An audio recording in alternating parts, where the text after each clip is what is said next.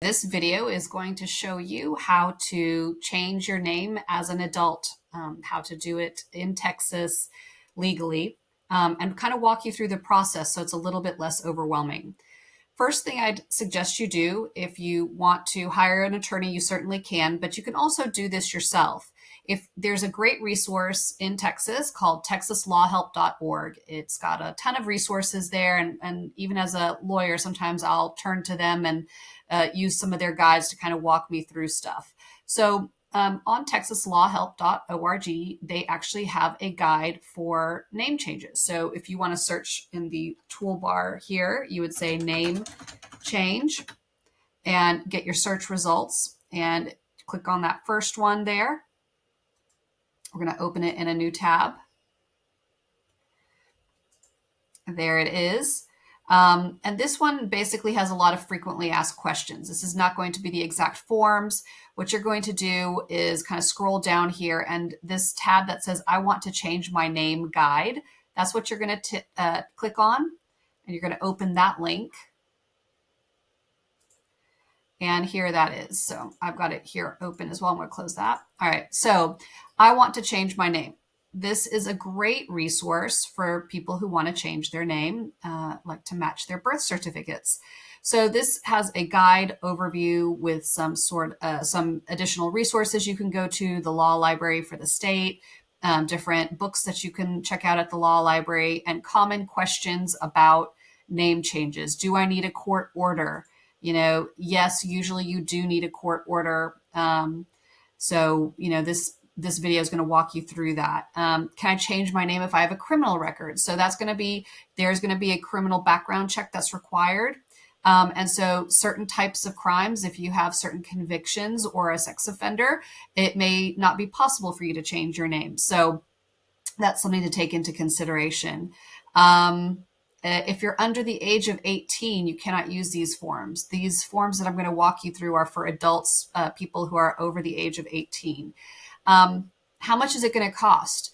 There is a fee. So you're going to have a court filing fee. You are also going to have fees for the fingerprinting that's required.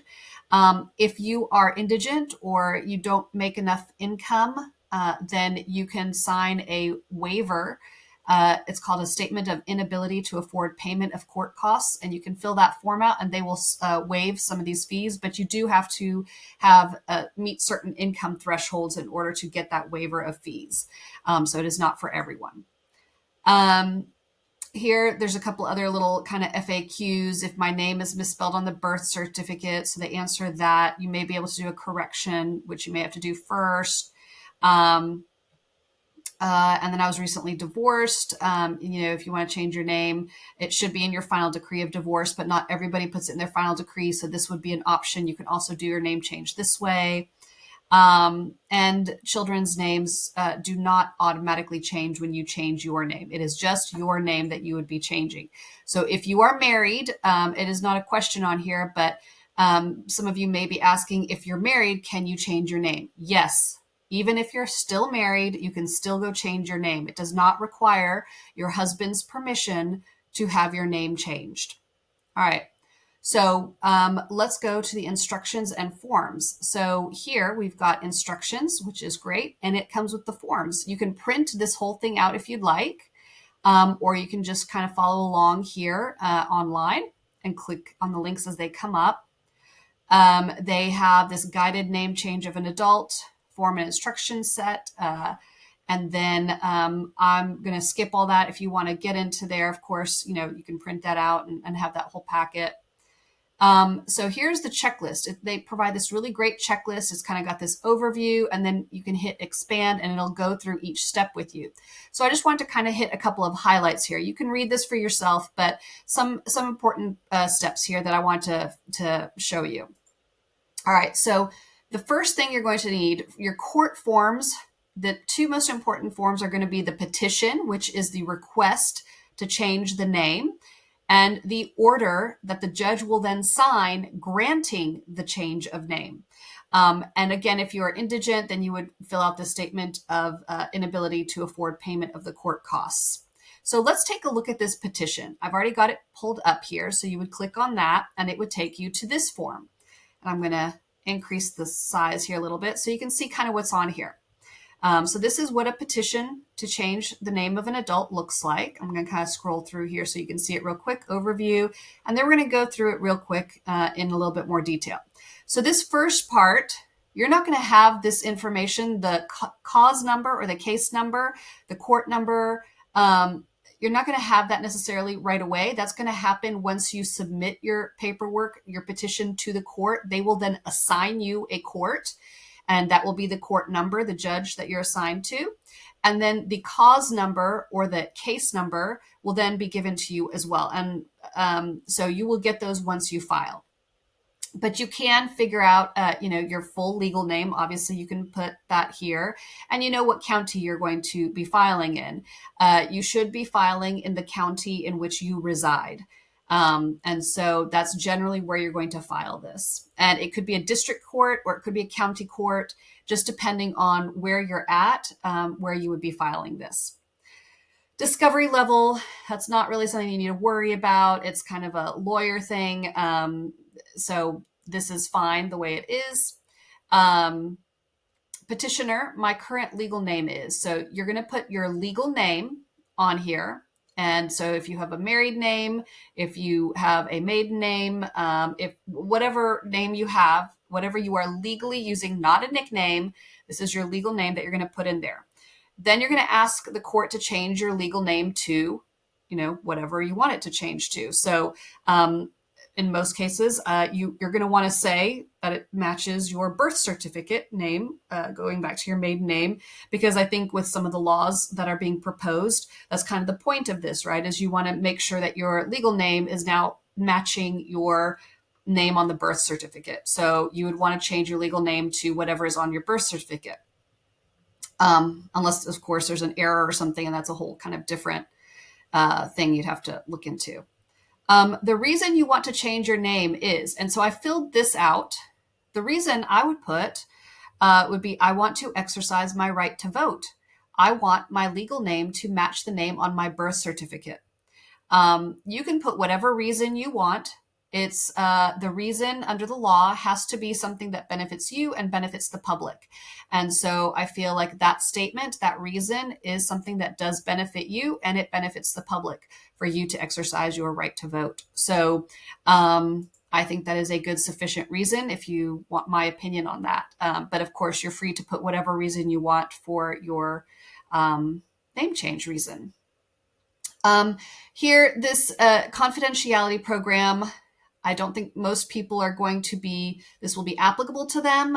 So you can kind of skip wherever it's got these like little check boxes for this confidentiality program that doesn't really apply to most people. So you can kind of ignore that. The copy of this authorization, that's not applicable for most people. You're going to give your home address information. You're going to need to put your social security number. If you do not have a social security number, you would check this box. Not everyone has one, so you would check that box if you don't. You put your date of birth. You put your driver's licenses, all the numbers issued during the last 10 years. It doesn't matter if it's in Texas or another state. If you've had different licenses over the last 10 years, pull those licenses out, get those numbers, and list the number, state in there so that we have that there. If you have not had a driver's license, maybe you're still pretty young, you haven't had any licenses, you don't drive yet, for whatever reason, you would check that. Place of birth, you put city, county, state, and country. So don't confuse county and country. They are two different things there. You list your gender. The sex listed on my birth certificate, male or female, are the only two boxes that they offer. So you have to choose one of those options. You do have to put your race as well. I believe they keep track of that at the vital statistics. They need the name on the birth certificate. So you would fill this out if it is different from your current legal name. You would put your birth certificate name on here. And then if you have any aliases, prior names, nicknames, aliases, arrest records, especially if they would have a different name, anything, because this is going to be for a background check. So anything that you may have at any point put as another name that the FBI and the Texas Department of public service would then be checking to make sure that you don't, have the types of criminal history that would prevent you from having a name change. Have you ever been charged? Then we go into criminal history. So they want to make sure if you've been charged with whatever crimes, misdemeanors, felonies. So you be honest on this, because they will find it. If you're not, that's going to be that will look very poorly on you. So just be honest with them. Put your FBI number, your SID number, if you have any of those, any offenses that you've ever been charged with, you'll put the county it was in, even if it's out of state. Put your court number, the court that you were assigned to, all that good stuff.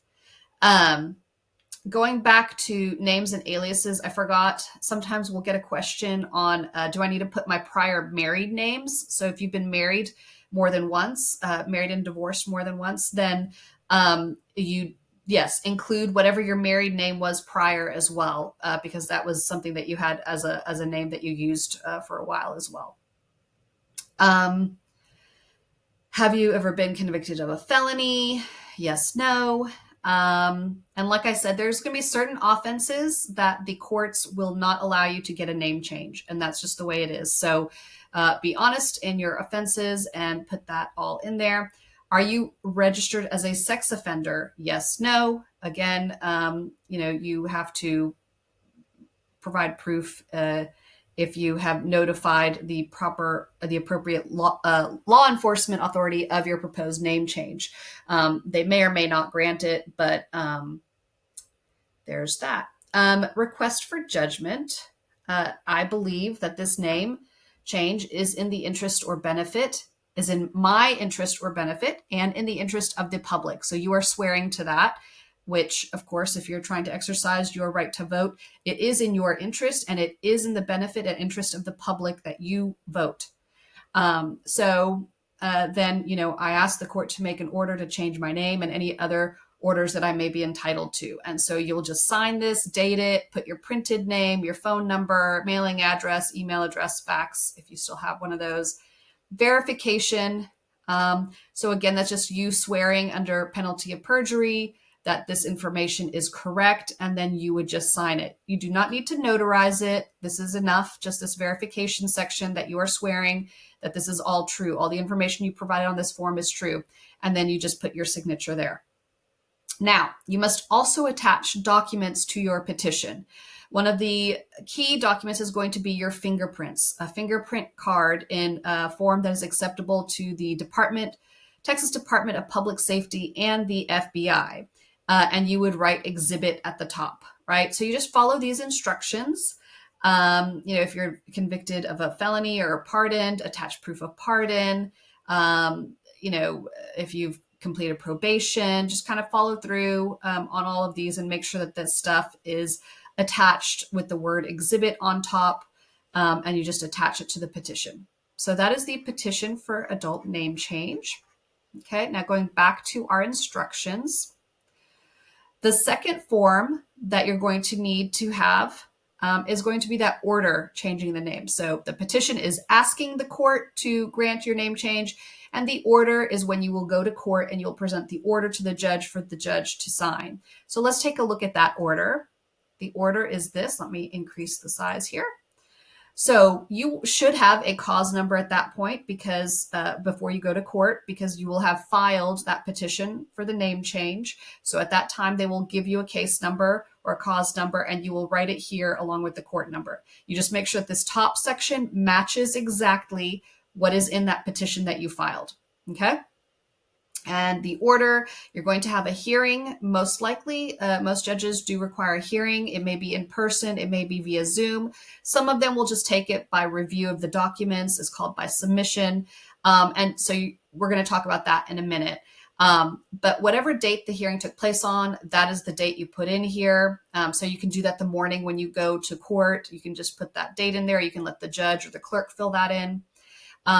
Appearances. This is a form assuming that you do not have an attorney and you're doing this DIY. So that just says that you appeared without an attorney. The jurisdiction, it's just saying that the court has the power over this case, and that they can make the findings and sign this court order and make it a real legit document.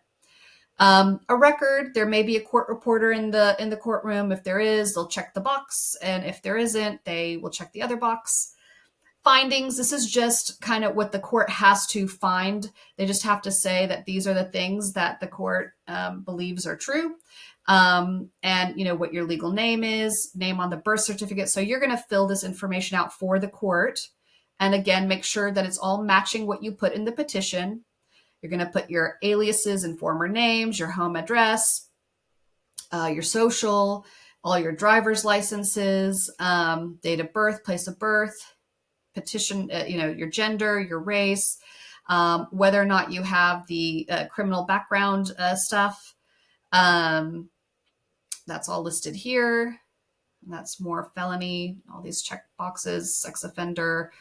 The petition to change name included a legible and complete copy of petitioner's fingerprints. So we're going to talk about fingerprints in a minute.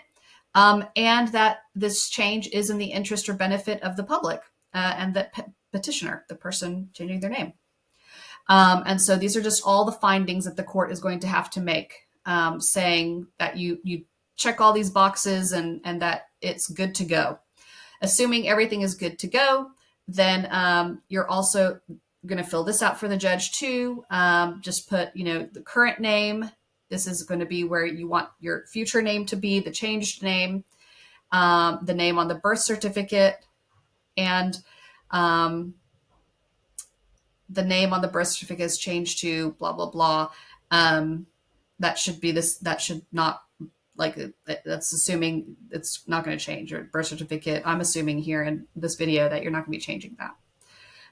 Confidential order. This is only check this box if you're participating in the Attorney General's address confidentiality program. If you're not participating in that program, if you're not part of that program, then ignore this section, okay?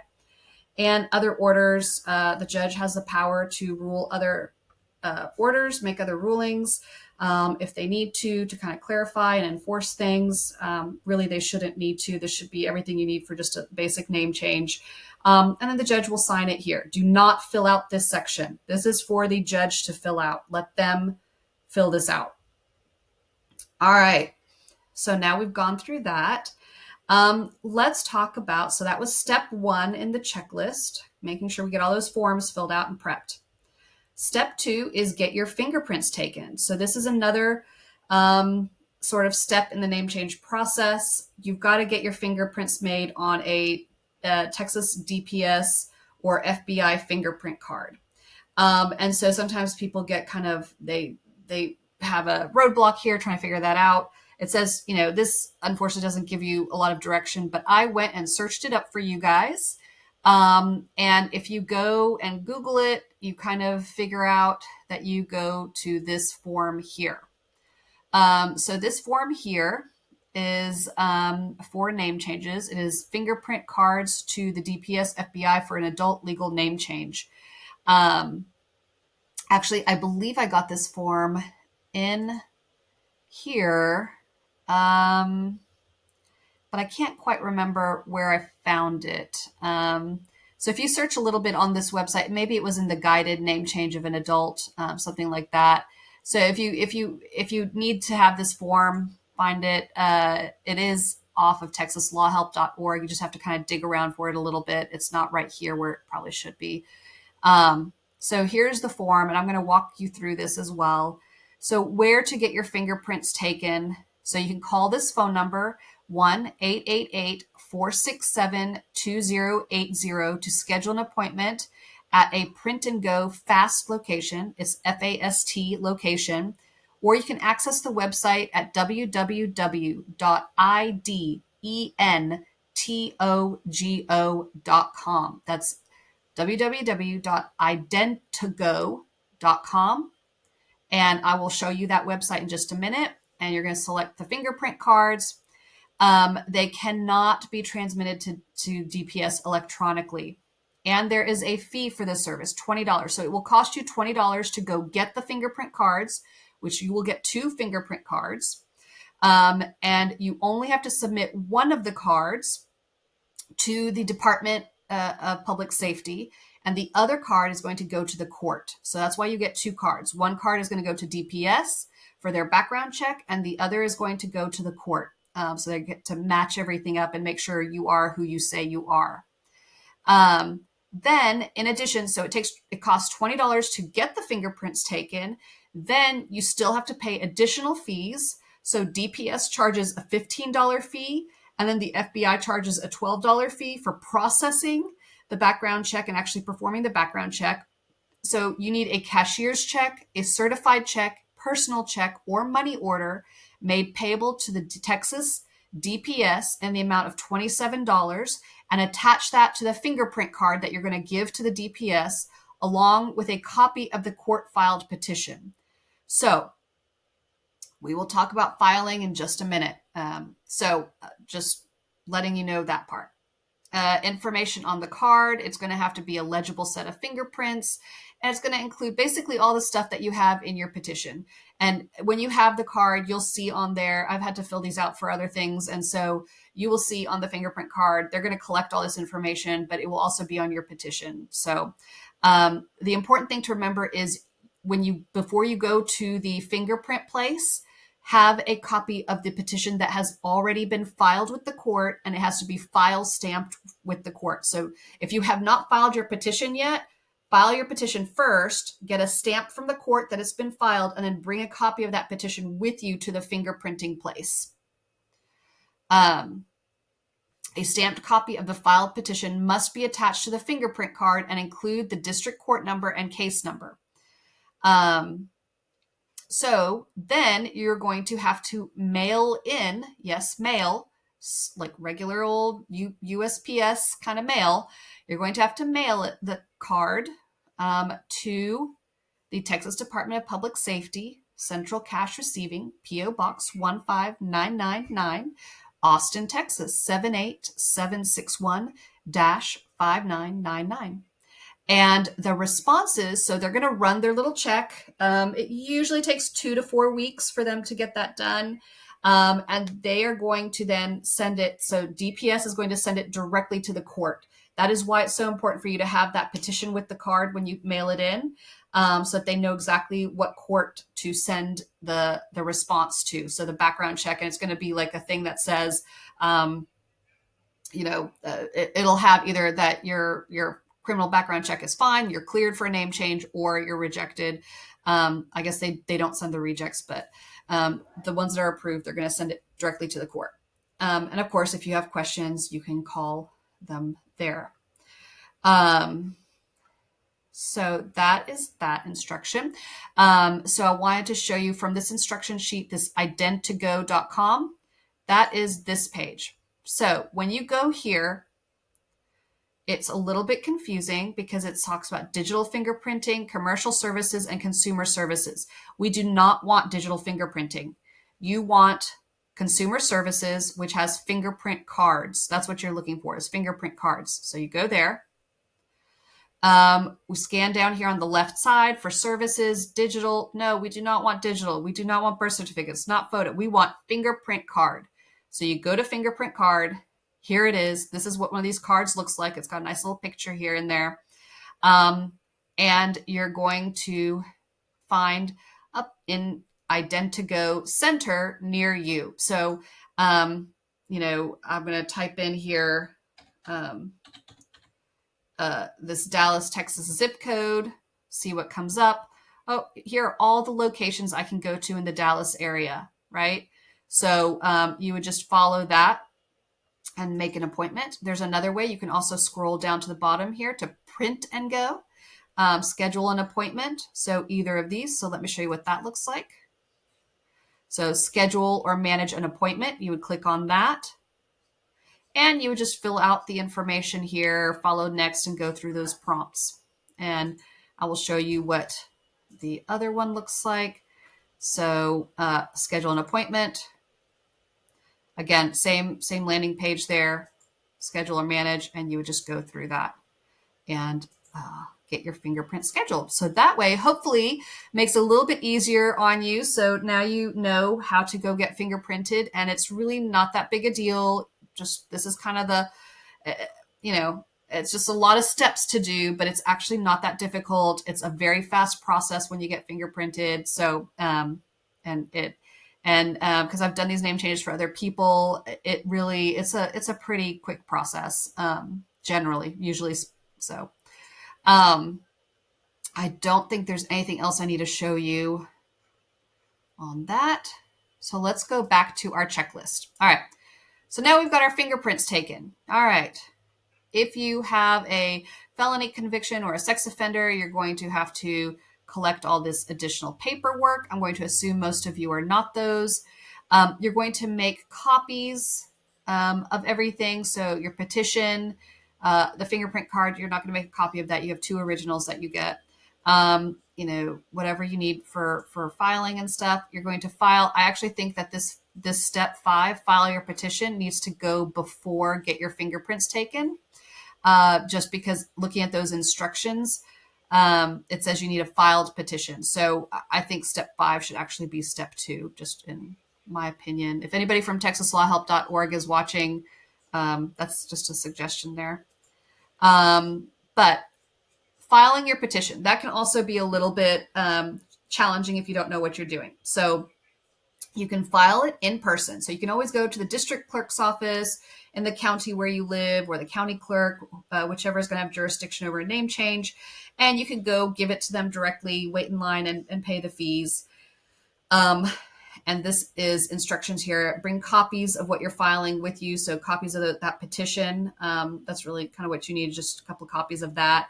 And they will, you're going to pay a filing fee. So the court will have a filing fee, usually, around $100+ to file with the court. Again, every county is going to set its own fees. So it could be more than that, could be less than that. You may want to call the clerk's office ahead of time to just know what the filing fee is, or maybe they have it online. You can look online in your county and see if they've got it listed. There may be a local standing order that might need to be attached to your petition. They can give you that. Just remember that the clerks cannot give you legal advice, but they can show you documents. Here's what needs to be filed or attached with that. So they can't give you legal advice, but they can kind of help you through the process a little bit, and answer some general questions just to make sure that their clerical stuff is taken care of correctly. You're going to write your case number, your court number. They're going to then file stamp your copies with the date and time that you turned it in and that you filed it. So that is then what you're going to take to the fingerprinting place. They're going to keep the original and then give you back your copies. So usually when I'm doing it, I haven't done in person in years since we went virtual to e-filing, but in the good old days, it used to be you'd bring an original that you would give to the clerk, and then you would bring 2 or 3 copies for them to file stamp and give back to you. And then those 2 or 3 copies is what you would use for things like, the name change, mailing in and all that stuff. One that you would keep for yourself, that kind of thing. You can do it in person like that, or you can also e-file. So e-filing, you can do that. Most attorneys have the ability to e-file. So if you're working with an attorney, your attorney will e-file it for you. If you're not working with an attorney, you can actually file it on your own. And there's a nice little link here that takes you to that. So let me see. I believe I have it here. I want to electronically file my documents. And so again, texaslawhelp.org has this great guided overview. They tell you how to do it. There is e-file. You have some different options to do that. What did I want to show you guys? There is instructions and forms. Let's see. So here's the instructions.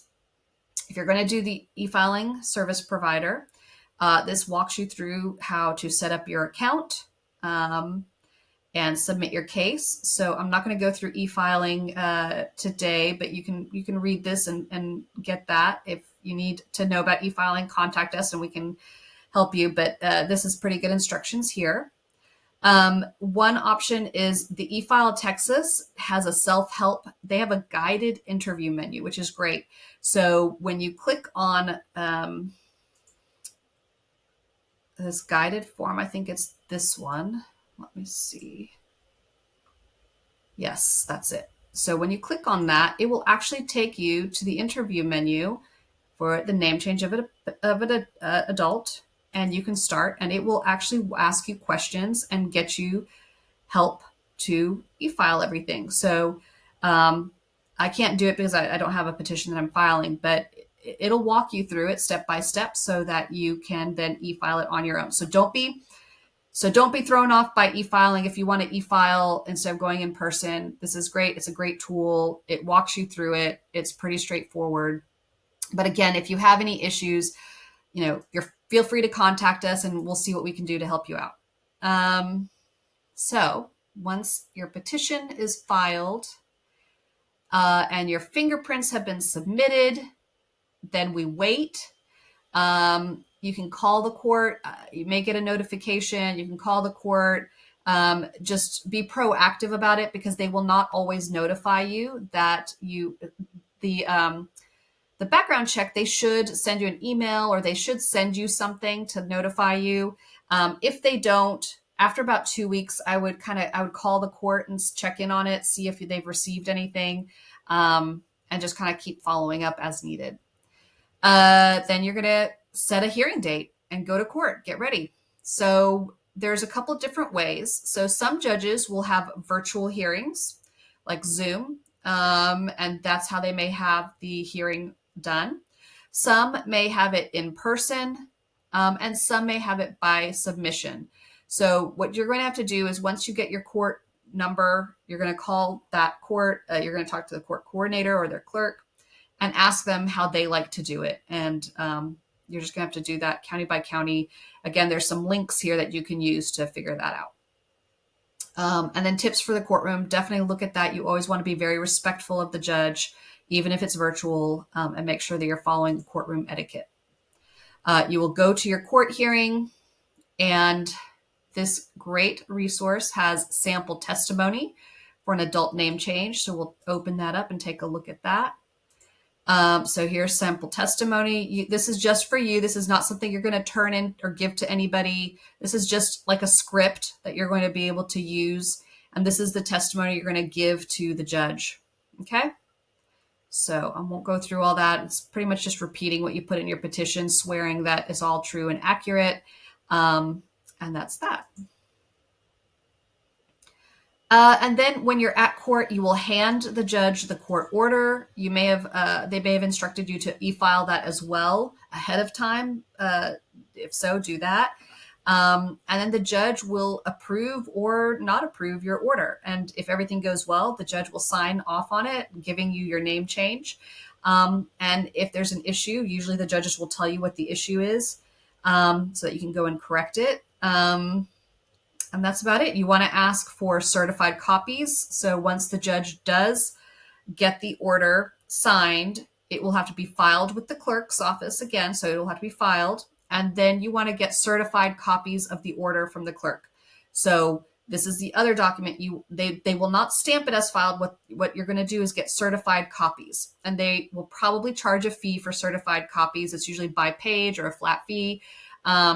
So make sure you bring a checkbook or a credit card, figure out ahead of time how the court likes to do this. I don't think many of them take cash anymore, but some of them do still take checks and only checks. So you just have to check with your county how they prefer to get payment, if it's credit card, okay, or check or whatever.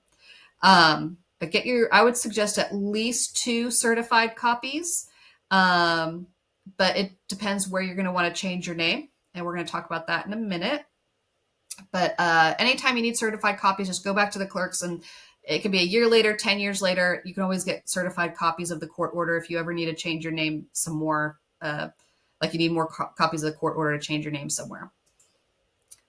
And then you're going to have to change all your official documents to show your name. So our office has a name change packet that we share with our clients at the end of the divorce.